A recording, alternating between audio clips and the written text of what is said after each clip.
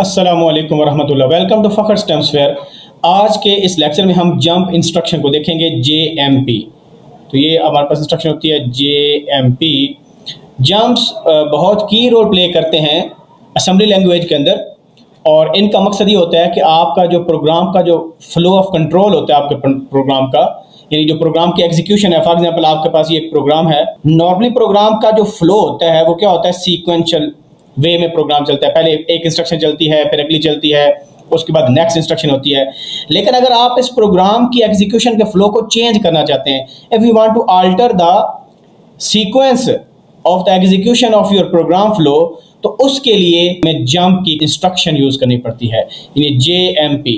अब ये जो जंप है, एक्चुअली इसको कवर करने से पहले ये काफ़ी बड़ा टॉपिक है। उसमें हमें पास दो किस्म के जंप्स होते हैं। एक हमारे पास होते हैं अनकंडीशनल जंप्स, और एक हमारे पास होते हैं कंडीशनल जंप्स।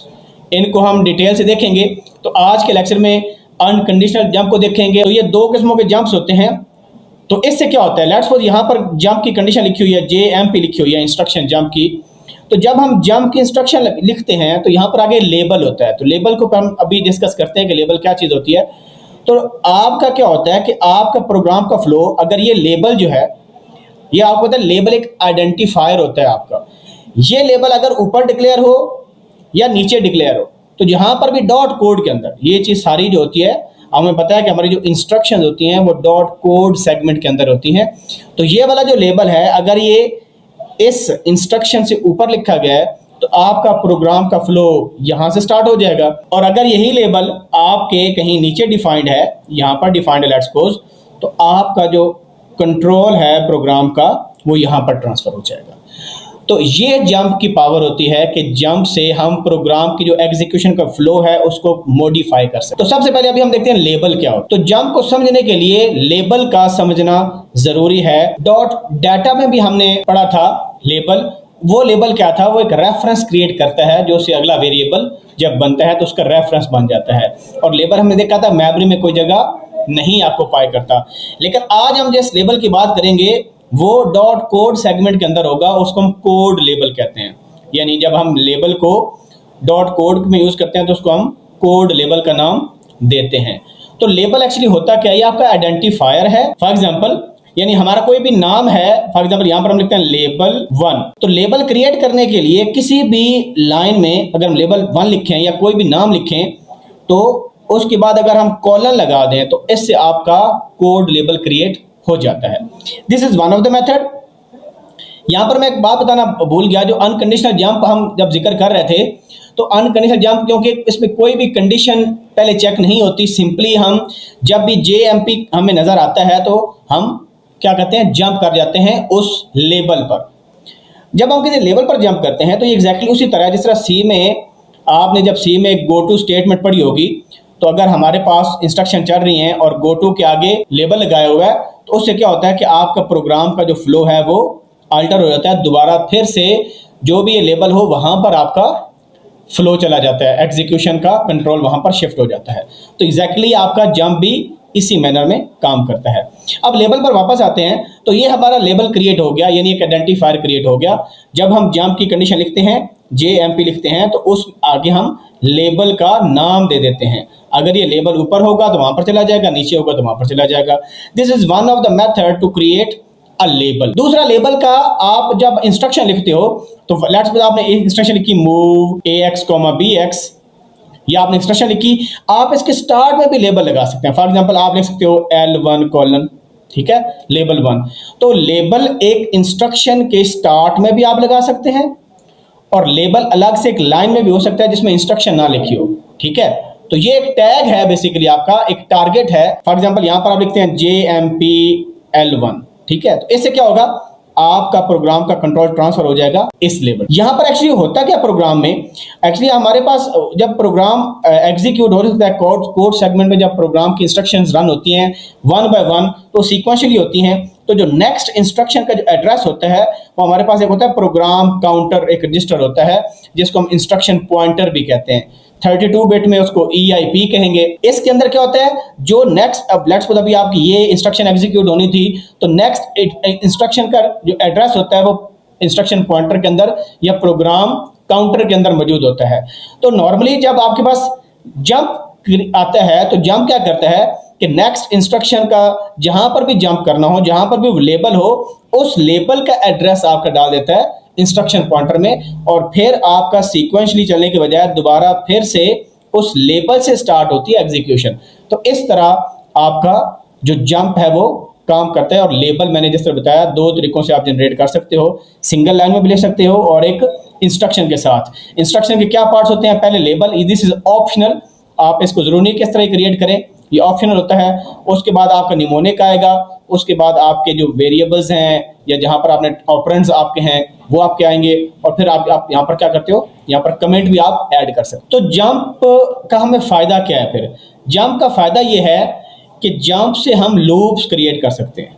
ठीक है, वो जंप्स कंडीशनल हो, अनकंडीशनल हो, हम लूप क्रिएट कर सकते हैं। आगे जब हम कंडीशनल जंप देखेंगे तो जब हम इफ एल्स जो सी प्लस प्लस में या सी के अंदर हम यूज करते हैं स्टेटमेंट, वो भी हम कंडीशनल जंप से ही अचीव करते हैं। तो जंप्स का बहुत इंपॉर्टेंट रोल होता है असेंबली लैंग्वेज के अंदर। आज के क्लास में हम अनकंडीशनल जंप्स के बारे में बात कर रहे हैं, और इस पर बात करने के साथ साथ हम लूप्स पर भी बात करेंगे। अच्छा, अब कुछ एग्जांपल्स, अब जो कुछ केसेस मैं बताता हूं कि किस तरह जो जंप है, जो अनकंडीशनल जंप है, वो काम करता है। तो यहां पर आप देखें, जिस तरह ये कोड है, यहां पर आप देखें ये आपके पास कॉलन लगा हुआ है, दिस इज कॉलन। तो अब एक लेबल है, यहां पर हमने एक लेबल बनाया और यहां पर दो इंस्ट्रक्शन लिखी हुई हैं। जब ये दो इंस्ट्रक्शन एग्जीक्यूट होंगी, आगे जंप की आपके पास इंस्ट्रक्शन है और उस लेबल का नाम लिखा हुआ है। यहां पर कॉलन है, लेकिन आप जब कॉल कर रहे हैं इंस्ट्रक्शन में, उस लेबल पर जा रहे हैं, तो यहां पर कॉलन नहीं लगाना। तो एक्चुअली आपका असेंबलर क्या करता है, जब उसको ये स्टेटमेंट मिलती है तो जो प्रोग्राम काउंटर है या जो इंस्ट्रक्शन पॉइंटर होता है उसमें इस लेबल का एड्रेस स्टोर हो जाता है, और दोबारा से प्रोग्राम आपका नेक्स्ट जो है यहां से एग्जीक्यूट होना स्टार्ट होता है। तो इसका मतलब क्या हुआ कि इस जंप स्टेटमेंट ने जो प्रॉपर एग्जीक्यूशन थी उसको ट्रांसफर कर दिया किसी और पार्ट, उस प्रोग्राम के किसी और पार्ट में। सिमिलरली ये आपके पास बैकवर्ड जंप की एग्जांपल है, जो कि अभी हमने देखा कि आपका जो फ्लो है दोबारा वापस चला गया, यानी पिछली लाइन में, पिछली किसी लाइन में चला गया। अब उसमें फॉरवर्ड जंप है। फॉरवर्ड जंप का मतलब है कि यहाँ पर जंप है एंड लूप, लेकिन जो एंड लूप आपका लेबल है वो कहीं नीचे जाके डिफाइंड है कुछ स्टेटमेंट्स के बाद। तो यहाँ पर आपका क्योंकि लेबल नीचे है, तो आपका जो ट्रांसफर है कंट्रोल का वो नीचे शिफ्ट हो गया। तो इस तरह जंप आपका मॉडिफाई करता है प्रोग्राम के अंदर एग्जीक्यूशन को। अब हम लूप को देखते हैं कि लूप जो आपके पास है ये किस तरह काम करता है। तो लूप में एक चीज़ देखनी है कि इसके जो सिंटैक्स आपके पास होता है उसमें हम लूप का वर्ड यूज़ करते हैं, और साथ यहाँ पर लेबल होता है, यानी डेस्टिनेशन लेबल आपके पास होता है। ये इंस्ट्रक्शन है लूप को रन करने के लिए।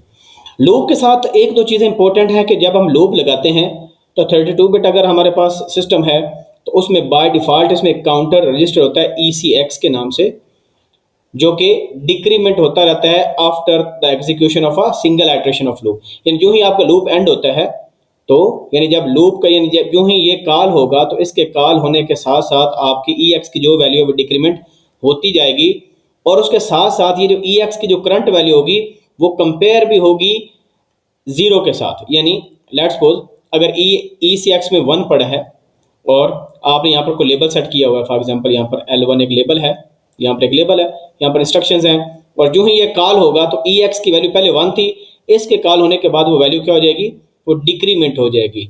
तो लेट्स सपोज 1 से क्या हो गई 0। फिर डिक्रीमेंट होने के बाद वो कंपेयर होता है 0 के साथ, कि जब ECX की वैल्यू 0 हो जाएगी तब आपका ये लूप नहीं चलेगा।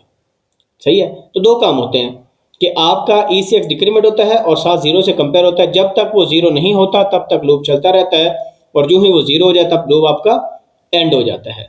और हमारे पास अगर 16 बिट सिस्टम हो तो ECX की जगह हम जो काउंटर रजिस्टर यूज करते हैं लूप के लिए, ये बिल्ट इन है, वो CX होता है, और CX भी हर एक इटरेशन के बाद डिक्रीमेंट होता जाएगा। इसके अभी हम एग्जांपल देखते हैं। ये हमारे पास एक एग्जांपल है। इस एग्जांपल में अगर हम देखें तो हमारे पास AX के पहले वैल्यू 0 है और ECX में 5 पड़ा है, 5 से इनिशियलाइज है, और यहाँ पर हमारे पास लेवल 1 है। हमने करना क्या है, जब ये लूप एग्जीक्यूट हो जाए तो हमें बताना है कि AX में क्या वैल्यू पड़ी होगी और ECX में क्या वैल्यू पड़ी होगी, ये हमने बताना है। तो जो ही हम लेबल में इंटर हुए तो हम यहाँ पर क्या करें, AX को इंक्रीमेंट कर रहे हैं। तो जब हम AX को इंक्रीमेंट करेंगे, AX की स्टार्टिंग वैल्यू क्या पड़ी है 0, जब इंक्रीमेंट पड़ी किया उसको तो वो 1 हो गई। और जब भी ये लूप की आपका कॉल हुआ लेबल लूप L1, तो ऑटोमेटिकली जो भी ECX में वैल्यू पड़ी होगी वो डिक्रीमेंट हो जाएगी। तो इसमें 5 पड़ी थी पहली, अब भी कितनी हो गई, 4 हो गई। उसके बाद हम दोबारा लेबल में आएंगे, दोबारा फिर इंक्रीमेंट करेंगे AX को, तो ये 2 हो जाएगा। और दोबारा फिर लूप कॉल हुआ तो आपका ECX क्या हो जाएगा, डिक्रीमेंट हो गए 3 हो जाएगा। दोबारा फिर AX आपका क्या होगा, इंक्रीमेंट होगा, ये 3 हो जाएगा और ये आपका 2 हो जाएगा। फिर ये 4 हो जाएगा, ये 1 हो जाएगा। तब तक लूप चलना है जब ECX 0 ना हो जाए। क्योंकि देखिए हम यहाँ पर ECX को डिक्रीमेंट नहीं कर रहे हैं, वो लूप जब आपका कॉल होती है इंस्ट्रक्शन लूप इंस्ट्रक्शन, तो ऑटोमेटिकली ECX डिक्रीमेंट होता जाता है। और फिर X क्या हो जाएगा, इंक्रीमेंट होकर 5 हो जाएगा और ECX की वैल्यू क्या हो जाएगी, 0। और लूप जब ये इंस्ट्रक्शन रन होगी तो ECX में भी 0 आ जाएगा। नेक्स्ट टाइम आपके लेबल में एंट्री नहीं होगी, बल्कि यहाँ पर जो इंस्ट्रक्शन लिखी होगी वो एग्जीक्यूट होगी। तो इस वजह से आपका जो फाइनल रिजल्ट है, AX में वैल्यू पड़ी होगी 5 और जो ECX है उसमें पड़ी होगी वैल्यू 0। यहाँ पर हमारे पास लूप के एक और एग्जांपल है कि AX में वैल्यू 0 पड़ी है, EX में वैल्यू 5 पड़ी है और हमारे पास ये लेबल L1 है। हम यहाँ पर क्या करें, इंक्रीमेंट करें AX में, तो AX में 1 हो जाएगा। और यहाँ पर इंक्रीमेंट कर रहे हैं ECX को, तो इसकी वैल्यू कितनी हो जाएगी, 6 हो जाएगी। लेकिन जब ये लूप की इंस्ट्रक्शन चलेगी तो लूप की इंस्ट्रक्शन क्या करती है कि ECX में को डिक्रीमेंट करती है, यानी 1 सब्ट्रैक्ट कर लेती है। तो ECX की दोबारा फिर वैल्यू कितनी बन जाएगी, ECX की वैल्यू फिर बन जाएगी 5, पहले 6 थी फिर 5 बन जाएगी। तो जब दोबारा फिर और चेक होगी कंडीशन क्या ये वैल्यू 0 के बराबर है, नहीं है, दोबारा फिर आप इस लेबल पर वापस आएंगे, दोबारा आपका AX इंक्रीमेंट होगा और फिर ये इंक्रीमेंट होगा। जब ये इंक्रीमेंट होगा, क्योंकि ये वैल्यू अब अपडेट होकर 5 बन चुकी है, ये फिर 6 होगी, इधर आके फिर 5 हो जाएगी। तो ये लूप आपका इन्फिनिट टाइम चलता रह जाएगा, यानी इनडेफिनेटली ये चलता रहेगा लूप आपका।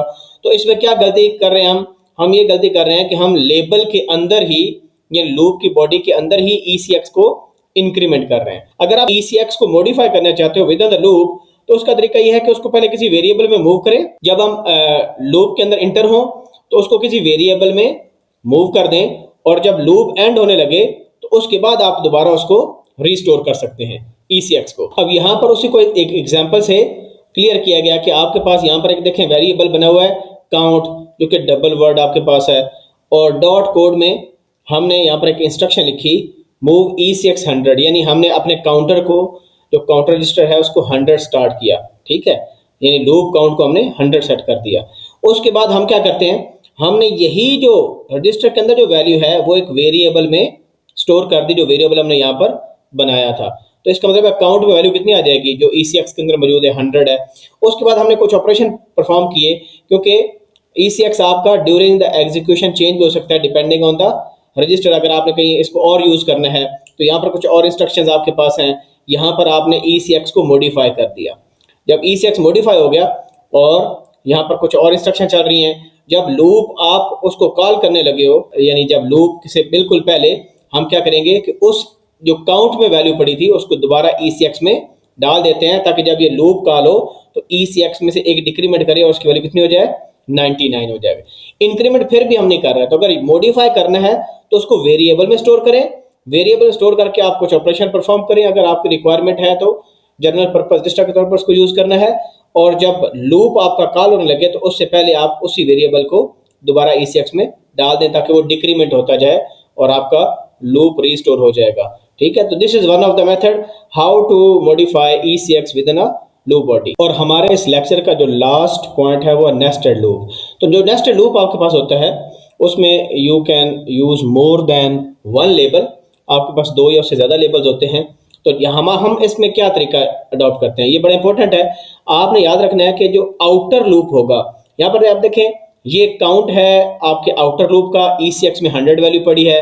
तो जब हम लैब में करते हैं तो वहां पर ECX की जगह हम CX रजिस्टर को यूज करेंगे। फॉर एग्जाम्पल CX में आपके पास 100 पड़ा है, लेकिन जब पेपर पर 32 बिट सिस्टम गिवन हो तो हम उसमें ECX यूज करते हैं। तो काउंट एक डबल वर्ड है, यानी 4 बाइट्स का है, ECX में 100 पड़ा है। तो नेस्टेड लूप का एक प्रिंसिपल आपको पता होना चाहिए कि आउटर लूप की एक आइट्रेशन के लिए इनर लूप पूरा एग्जीक्यूट होता है। तो क्योंकि हमारे पास जब लूप लगता है तो हमारे पास जो काउंटर रजिस्टर होता है वो ECX ही होता है। तो जब हम आउटर लूप में एंटर हुए, L1 लूप में एंटर हुए, तो यहाँ पर हम एक काम करेंगे, क्योंकि हमने एक और लूप यूज करना है, उसमें भी एग्जैक्टली सेम आपके पास रजिस्टर यूज होता है। तो क्या, ताकि इसके कंटेंट मिक्स ना हो जाए, हम क्या करेंगे, अपने इस ECX को एक वेरिएबल में स्टोर कर लेंगे। और ये बहुत इंपॉर्टेंट इस वजह से भी है क्योंकि ECX का देखें साइज कितना होता है, 32 बिट होता है, यानी 4 बाइट। तो वो जिस वेरिएबल में आपने मूव करना है वो भी हमने 32 बिट्स का ही बनाया। ऐसा नहीं करना कि ECX यूज कर लिया, यहां पर आप सिंपल वर्ड यूज कर लो और आप बाइट यूज कर लो, ठीक है। तो यहां पर हम काउंट में अपना जो आउटर लूप की इटरेशन है उसको स्टोर कर रहे हैं, उसको सेव कर रहे हैं। और इनर लूप की इटरेशन जो है वो हमने 20 सेट से कर दी, ये आपका इनर लूप है। तो अब इस ECX की 100 वैल्यू के लिए आपके पास ये लूप की जो 20 इटरेशन है ये सारी की सारी एग्जीक्यूट होंगी। जब ये लूप इनर लूप का यानी L2 लेवल कॉल होगा तो ये वैल्यू 19 हो जाएगी, दोबारा फिर चलेगा, फिर 18 हो जाएगा and so on up to 0। जब ये 0 चलेगा और जब हम लूप से एग्जिट होके इस इंस्ट्रक्शन पर आएंगे तो हमें पता है काउंट में क्या वैल्यू पड़ी है, 100 पड़ी है, तो ECX आपका क्या हो जाएगा, 100 हो जाएगा। जब ECX आपका 100 हो जाएगा तो हमारे पास लूप L1 कॉल होगा। जब L1 कॉल होगा तो इसका मतलब है ECX क्या हो जाएगा, डिक्रीमेंट होके 99 बन जाएगा और 0 से कंपेयर होगा, क्योंकि 0 के बराबर नहीं है, दोबारा फिर L1 चलेगा। अब L1 की वैल्यू यानी जब L1 लूप चलेगा तो आपके पास क्या होगा, ECX वैल्यू 99 है, उस 99 को दोबारा फिर काउंट में स्टोर करेंगे। काउंट में अब आपके पास 99 पड़ा है और ECX में दोबारा फिर 20 पड़ा है, तो इस 99 वैल्यू के लिए दोबारा फिर 20 टाइम्स ये इनर लूप एग्जीक्यूट होगा। और जब हम बाहर निकलेंगे तो 99 दोबारा डाल देंगे, फिर 98 हो जाएगा एंड सो ऑन। इस तरह आपका जो नेक्स्ट लूप है वो काम करता है। यानी आउटर लूप की एक इटरेशन के लिए, काउंटर की एक वैल्यू के लिए इनर लूप का सारा काउंटर दोबारा चलेगा, लेकिन हम आउटर लूप के काउंटर को किसी वेरिएबल में स्टोर करके इनर लूप के काउंटर को अपडेट करेंगे। ठीक हो गया। तो ये आज के लेक्चर में मैं आपको डिटेल से बता चुका हूं। अगर हम समराइज करें आज के लेक्चर को तो हमने देखा जंप्स का क्या रोल होता है, वो किस तरह आपके जो कंट्रोल फ्लो है उसको चेंज करते हैं, उसको मॉडिफाई करते हैं, प्रोग्राम के एक पार्ट से दूसरे पार्ट में किस तरह जाते हैं। और हमने आज बात सिर्फ अनकंडीशनल जंप की है, हमने कंडीशनल जंप को नहीं छेड़ा क्योंकि ये काफ़ी कम्प्लेक्स टॉपिक है। इसको इंशाल्लाह नेक्स्ट लेक्चर में डिटेल्स देखेंगे।